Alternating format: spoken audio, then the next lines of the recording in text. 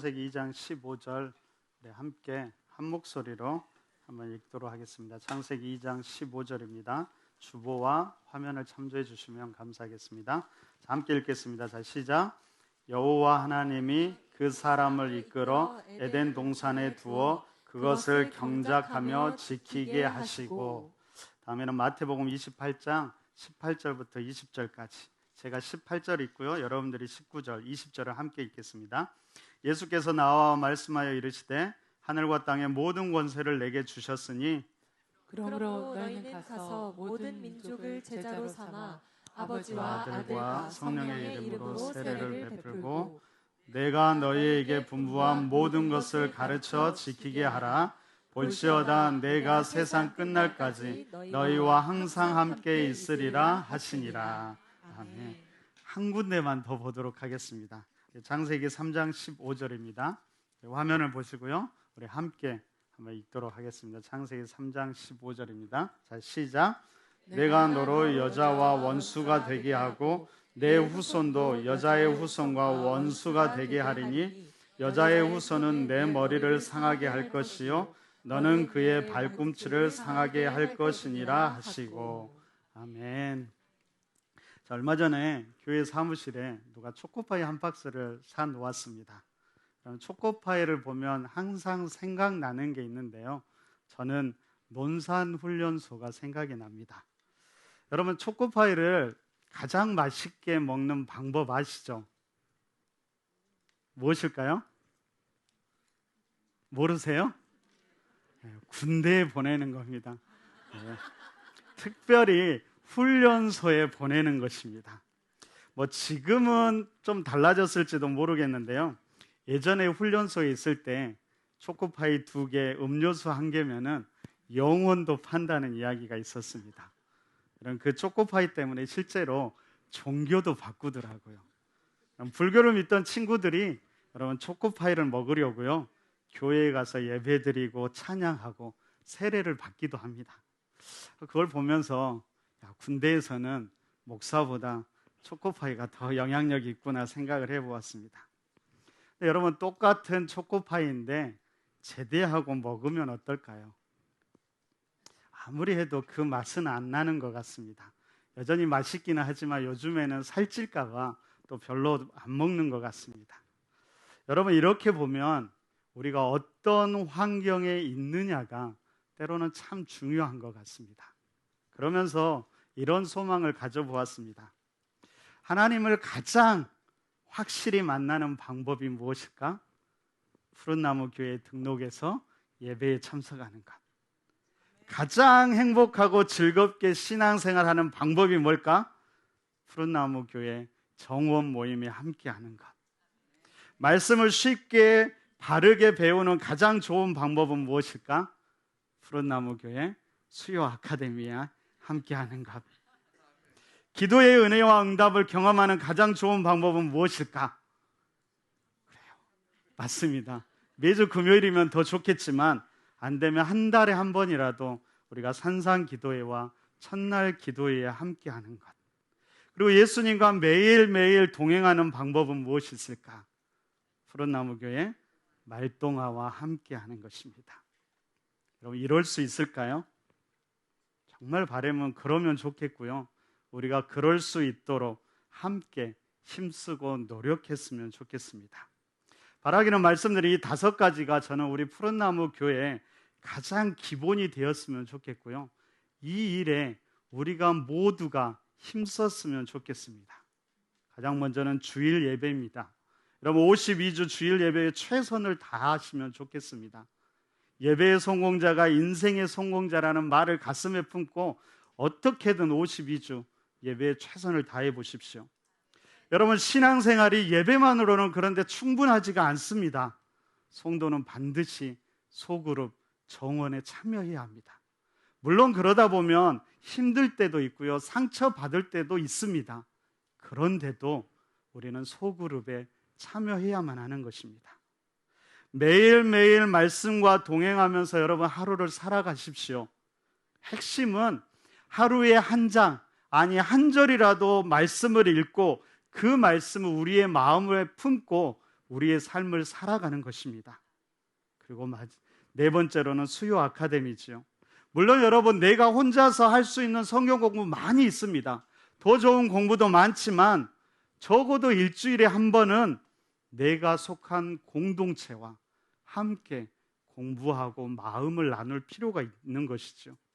그리고 마지막으로 한 달에 한 번씩 진행하는 우리 산상기도회와 첫날 기도회를 통해서 함께 교제하고 기도하고 서로가 서로를 위해서 중보했으면 좋겠습니다. 그렇게 2023년 우리 푸른나무교회 모든 성도들이 이 5가지 일에 충실함으로 하나님의 은혜가 여러분뿐만 아니라 우리 푸른나무교회에도 넘쳐나기를 바랍니다. 동갑내기 한 부부가 있었답니다. 60번째 생일을 맞아서 서로가 축하 파티를 여는데 갑자기 하나님의 음성이 들려왔습니다. 야, 너희가 60살까지 사이좋게 지냈으니까 내가 소원 하나씩을 들어주겠다. 하나씩 말해봐라. 그래서 부인이 너무 기뻐하면서 그동안 우리는 너무나 힘들고 바쁘게 지내면서 여행을 제대로 가지도 못했어요. 하나님, 이제 남편과 세계 일주 여행을 떠나고 싶습니다. 세계 일주 여행 티켓 하나만 주십시오. 그랬더니 갑자기 하늘에서 세계 일주 여행 티켓 2장이 떨어졌습니다. 아내가 그걸 들고 너무 좋아했지요. 남편은 이렇게 아내의 소원이 진짜 이루어진 걸 보면서 기대에 부풀어서 하나님께서 소원을 묻자 이렇게 대답했습니다. 하나님, 저는 30살 어린 여자와 살고 싶습니다. 듣고 있던 아내가 어이가 없었습니다. 하나님께서 그 아내의 마음을 아셨는지 어떻게 했을까요? 갑자기 남편이 폭삭 늙으면서 90살이 되었다고 합니다. 무슨 말을 하고 싶어서 이런 이야기를 했을까요? 그럼 지금 있는 것이 여러분 제일 좋은 겁니다. 한눈 팔지 말고요. 딴 생각 품지 말고 지금 있는 푸른나무 교회에 충성하시기를 바랍니다. 네. 자, 2023년 우리 교회 표어가 주라 주라 더 주라입니다. 그럼 누가 누구에게 무엇을 주어야 할까요? 지난번 제가 말씀 전할 때 오병이어 사건을 이야기하면서 낙심하고 절망하고 있는 영혼들에게 애끓는 마음으로 바로 우리가 먹을 것을 주라고 말씀을 전했습니다.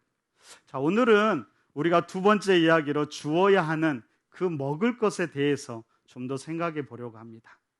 여러분, 우리가 주어야 하는 먹을 것은 단순히 우리 육신의 배만 채우는 것은 아닐 겁니다. 더 중요한 영혼의 양식, 생명의 양식이 있는데 그것이 바로 복음입니다. 여러분, 이 복음이 기독교의 핵심이고요. 어쩌면 오늘 우리가 이 자리에 앉아서 예배드리는 것도 이 복음 때문일 겁니다. 그러면 여러분, 이 복음이 과연 무엇일까요? 여러분, 이 복음은 말 그대로 복된 소식이지요. 여러분, 이 복음의 이야기는 성경 맨 처음부터 시작되고 있습니다. 여러분, 성경이 시작하는 창세기 1장 1절 여러분 다 아시죠? 우리 함께 한번 외워볼까요? 자, 시작. 태초에 하나님이 천지를 창조하시니라. 우리 푸른나무교회 성도들 이 정도 모르면 안 되겠죠? 다시 한번 해볼까요? 자, 시작. 태초에 하나님이 천지를 창조하시니라. 언제요? 태초에. 누가? 하나님이 무엇을? 천지를 어떻게 하셨을까요? 창조하셨습니다. 여러분, 이것이 모든 것의 시작이면서 모든 것의 마땅한 모습과 위치를 말해줍니다. 특별히 하나님과 만물이 갖는 가장 기본적인 관계가 있는데 그것은 바로 하나님은 창조주이고 만물은 피조물이라는 관계입니다. 여러분, 우리가 왜 하나님을 섬기고 그분을 믿고 따라야 할까요? 근본적으로는 하나님이 창조주가 되시고 우리는 그의 피조물이 되기 때문입니다. 그분이 우리를 만드셨는데 우리는 그분을 위해 그분의 목적과 계획에 따라 창조되었기 때문입니다. 그럼 이것이 만물의 가장 기본적인 모습입니다. 그렇기 때문에 마땅히 그 모습을 지킬 때 비로소 만물은 참된 행복과 기쁨을 누릴 수 있는 것입니다. 근데 여러분, 그러면 처음 하나님이 세상을 만드실 때 그 만물의 모습은 어땠을까요? 한번 생각해 보십시오. 창세기 1장, 2장에 나오는데 하나님이 세상을 만드실 때 그 처음 세상의 모습에 대해서 한번 상상해 보십시오. 어땠을까요? 아마도 한마디로 표현하면 하나님이 말씀하신 보시기에 좋았더라고 말할 수 있을 겁니다. 얼마 전에 제가 한 갤러리 개관식에 참석했는데요. 거기에 이런 초대의 글이 있더라고요. 제가 읽어드리겠습니다. 각자 다른 컬러를 가지고 있으면서도 하나 된 일상에서 마주하는 모든 것에 애정어린 시선을 담아 화폭 안에 풀어낸다는 공통점이 있는 작가들. 그 사랑의 시선이 관람자의 시선이 되기를 기대합니다. 누가 썼는지 참 잘 썼다는 생각을 했습니다. 그리고요, 각자 다른 컬러를 가지고 있다는 것, 그러면서도 하나 된다는 것, 일상에서 마주하는 모든 것에 애정어린 시선을 담아서 그것을 화폭 안에 풀어냈다는 것, 사실 이것이 하나님의 창조 원리였습니다. 그럼 하나님께서 처음 세상을 만드실 때 이 땅을 애정어린 시선으로 바라보셨고요. 그 애정으로 세상이라는 화폭 안에 하나님께서 여러 가지 것들을 풀어내셨습니다. 그렇게 풀어낸 세상은 모든 존재들이 각자 각자의 아름다움을 가졌지만 나만 잘났어, 내가 최고야 하면서 배척하거나 갈등하지 않았고요. 오히려 서로를 배려하면서 질서와 조화를 이루면서 전체를 아름답고 풍성하게 하는 세상이었습니다. 그 하나하나 모습도 귀하지만 서로를 향한 관계의 아름다움을 보시면서 하나님은 보시기에 좋았더라고 감탄하셨던 것입니다. 하나님은 그 중심에, 그리고 그 관계의 핵심에 인간을 두시면서 그 인간이 모든 풍성함을 누릴 뿐만 아니라 그 풍성함을 아름답게 지켜나가기를 바라셨습니다. 그 마음이 창세기 1장 28절에서 이렇게 표현됩니다. 이렇게 이야기하지요. 하나님이 그들에게 복을 주시며 하나님이 그들에게 이르시되 생육하고 번성하여 땅에 충만하라. 땅을 정복하라. 바다의 물고기와 하늘의 새와 땅에 움직이는 모든 생물을 다스리라 하시니라. 그럼 또 창세기 2장 15절에서는 이렇게 이야기합니다. 여호와 하나님이 그 사람을 이끌어 에덴 동산에 두어 그것을 경작하며 지키게 하셨다. 여러분, 생육하고 번성하라, 충만하라, 정복하라, 다스리라, 경작하고 지키라, 이 말들은 다른 게 아니고요, 하나님이 처음 만드신 그 아름다움과 풍성함이 계속될 수 있도록 누리면서 섬기면서 도우면서 지켜내라는 말씀이었습니다. 여러분, 지금 우리의 모습은 과연 어떨까요? 우리가 살아가는 세상의 모습은 어떨까요? 우리가 그런 풍성한 세상, 아름다운 세상을 지켜가고 있을까요? 아무리 보아도 지금 우리의 모습, 이 땅의 모습이 그런 것 같지가 않습니다. 이 땅 가운데 어느새 슬픔이 가득하고요, 저주와 질병, 가난과 방황이 가득합니다. 서로를 세워주는 아름다움이 아니라 미움과 증오, 갈등과 분열이 가득합니다. 그렇게 관계는 깨어지고 단절되면서 죽음과 심판이 가득한 모습이 되어버렸습니다. 어쩌다가 이렇게 되었을까요? 분명 이것이 하나님의 뜻과 계획이 아닌데 왜 세상은, 그리고 우리의 삶은 이렇게 변해버렸을까요? 창세기 3장에서는 그 원인을 죄라고 이야기합니다. 여러분, 죄는 처음부터 이렇게 강력한 모습으로 우리에게 다가오지 않았습니다. 오히려 처음에는 아름다운 모습으로, 다정하고 친근한 모습으로 유혹하며 다가옵니다. 그리고 성경은 그 유혹하는 자를 뱀이라고 말하고 있습니다. 여러분 혹시 뱀 좋아하세요? 좋아하시는 분 계실까요? 남자들 중에는 간혹 좋아하는 분들이 있다고 합니다. 근데 많은 사람들은 아마도 잠재의식 속에서 뱀을 징그럽고 소름 끼치는 존재로 여길 겁니다. 근데 여러분, 많은 신학자들은 창세기에서 하와를 유혹한 뱀은 지금 우리가 생각하는 뱀과는 조금 다를 거라고 이야기합니다. 훨씬 더 매력적이고 아름다운 존재였을 거라고 이야기합니다. 그럼 성경은 뱀에 대해서 이야기하면서요, 모든 동물 중에 가장 간교하다라고 이야기하는데, 이 간교하다라는 원어 속에는요, 지혜롭다, 매혹적이다라는 의미를 담고 있습니다. 그러면 그 모습에서, 그 말에서 그 뱀은 정말 매력적이었습니다. 그럼 지금도 우리 하와의 후손인 여자들, 남자들도 마찬가지지요. 얼굴이나 몸매가 매혹적이고 거기다 말까지 매력적으로 하는 일을 만나면 마음이 막 설레고 심장도 뛰고 그러지요. 여러분 안 그러세요? 안 그런 것처럼 시침이 뚝 떼고 있는 것 같습니다. 아마 다 그럴 겁니다. 여러분 충분히 그럴 수 있습니다. 다른 마음을 갖는 것이 아니라 그냥 우리의 마음이 충분히 설렌다는 것이죠.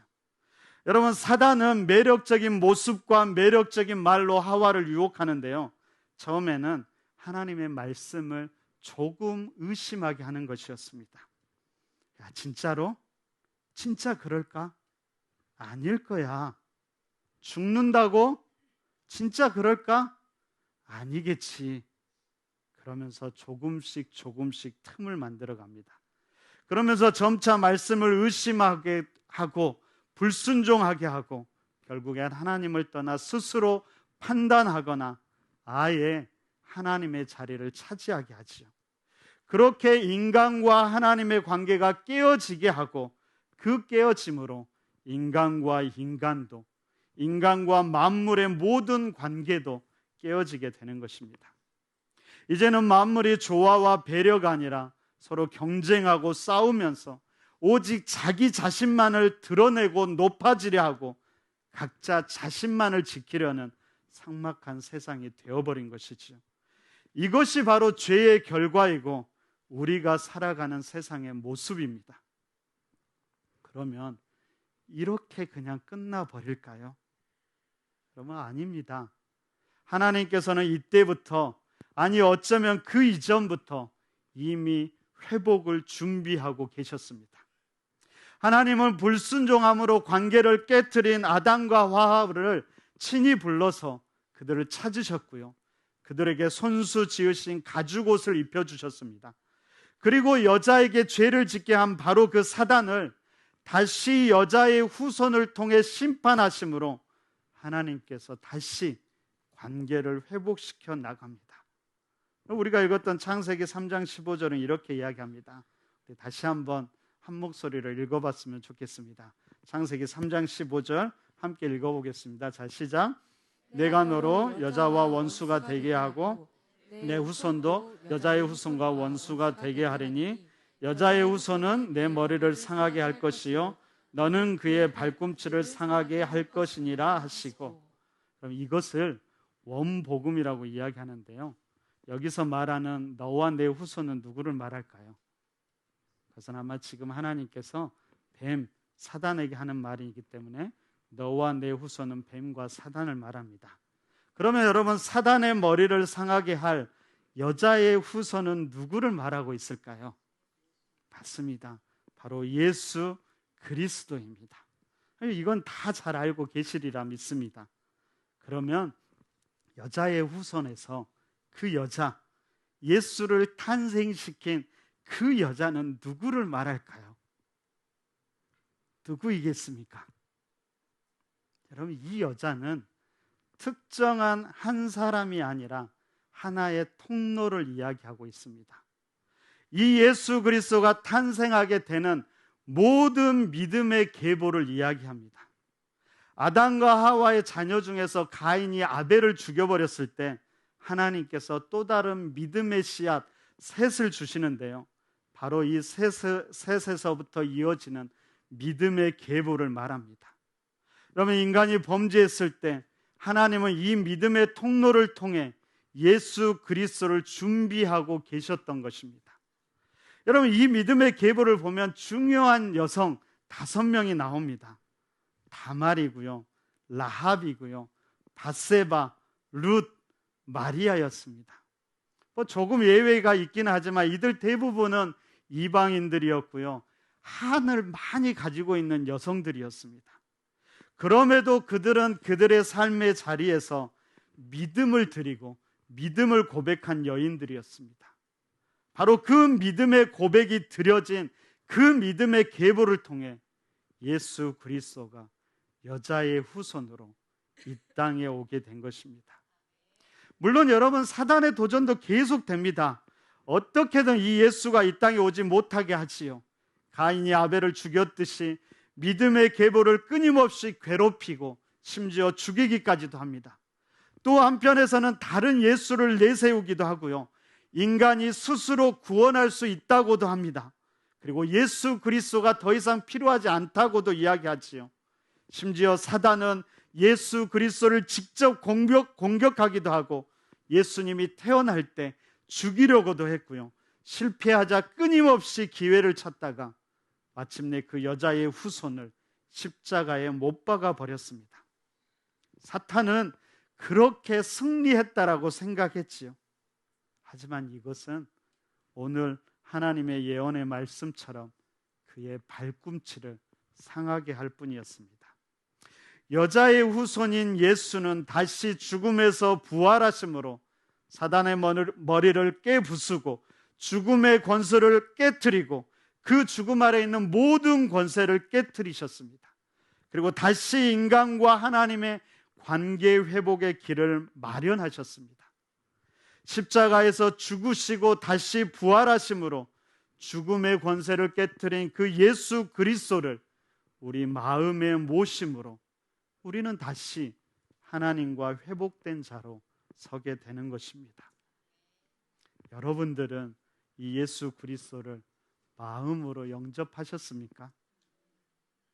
그를 통해 새롭게 회복과 구원의 길에 들어서게 되었습니까?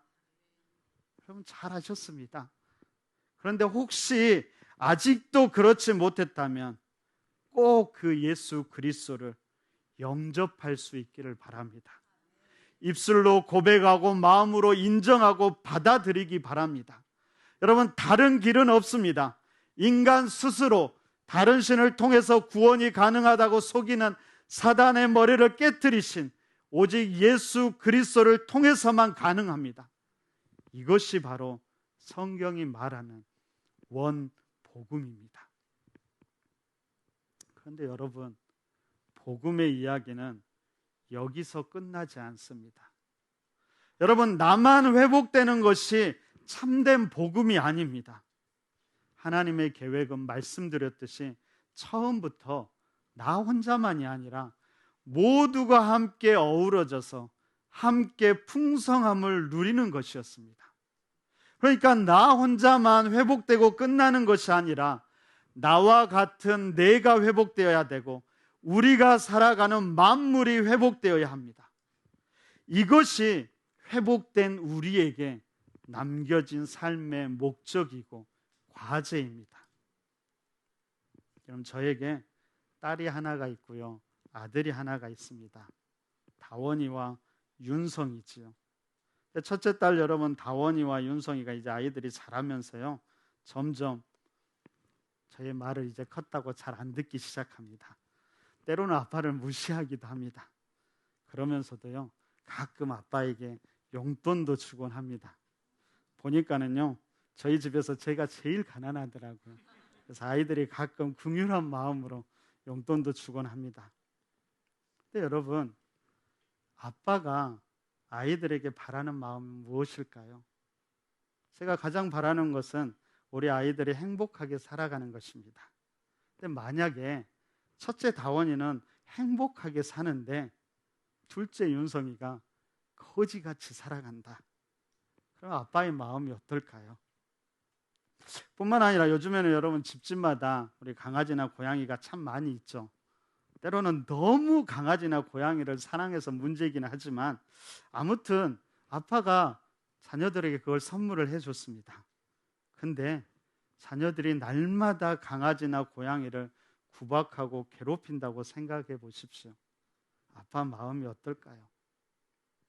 물론 여러분 강아지나 고양이가 자녀를 괴롭히면 안 되겠지요.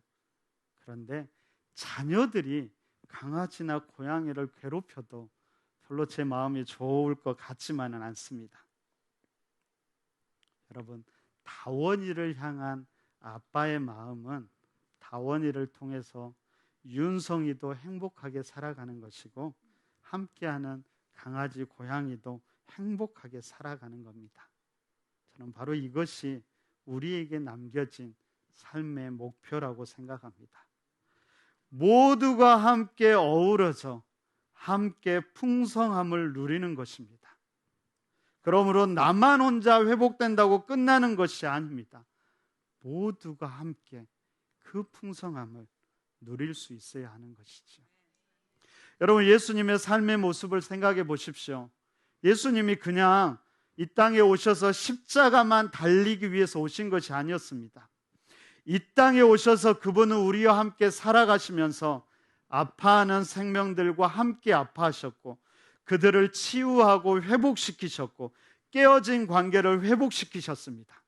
그리고 제자들을 택하셔서 그들이 이 일을 계속해서 감당하도록 함께 하시면서 그들에게 보여주셨고 그들에게 가르치셨습니다. 그리고 마지막 예수님께서 떠나실 때 이렇게 당부하셨습니다. 오늘 읽었던 마태복음 28장 19절 20절에서 이렇게 이야기하죠. 그러므로 너희는 가서 모든 민족을 제자로 삼아 아버지 아들과 성령의 이름으로 세례를 베풀고 내가 너에게 분부한 모든 것을 가르쳐 지키게 하라. 볼지어다 내가 세상 끝날까지 너희와 항상 함께 있으리라 하시니라. 여러분, 이것을 무엇이라고 말하는지 아세요? 지상명령이라고 이야기합니다. 지극히 큰 명령이라고 해서 이 명령을 지상명령이라고 부릅니다.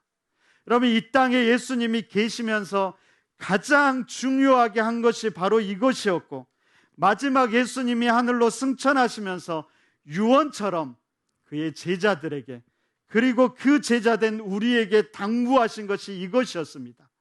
너희는 가서 모든 민족을 제자로 삼고 아버지와 아들과 성령의 이름으로 세례를 주고 내가 너에게 분부한 모든 것을 가르쳐 지키게 하라는 것입니다.